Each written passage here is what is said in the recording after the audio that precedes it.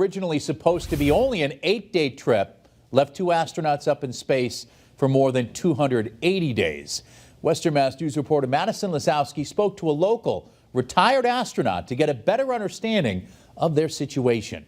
After a long 9 months, NASA astronauts Butch Wilmore and Sonny Williams are finally hitching a ride back from the International Space Station.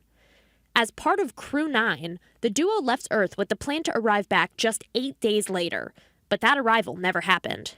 Today, the group is riding back to Earth on board the SpaceX Dragon capsule, with another crew taking over their duties on board the International Space Station. Cady Coleman, a retired NASA astronaut from Shelburne Falls, tells us that you always have to expect the unexpected in space. We're trained and embrace the fact that, the reason we're going to space is we don't know what's going to happen because we want to discover things. And so Sonny and Butch understood that. Astronauts staying in the International Space Station must always plan for the worst, whether that be testing technology or stocking up on supplies.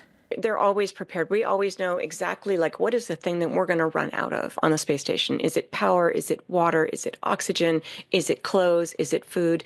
And we always have enough for contingencies to in case somebody can't go home, in case that somebody's ill. And the astronauts have a lot of personal preparation to do as well, as they're literally learning how to live in space. So there's a lot of training and actually learning to training together and learning each other's strengths and weaknesses so that together you really are more than the sum of each of you. Coleman says she has been to space multiple times and that when Butch and Sonny finally touch down, their work will be far from over.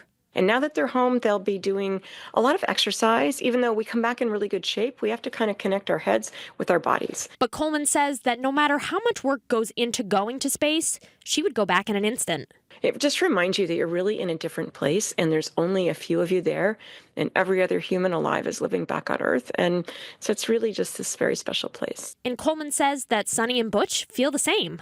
They have been so happy up there. The folks that say that they're stranded just haven't actually understood the details. If you could bring your family with you, then there's no reason to ever come home. Reporting for Western Mass News, I'm Madison Lisowski.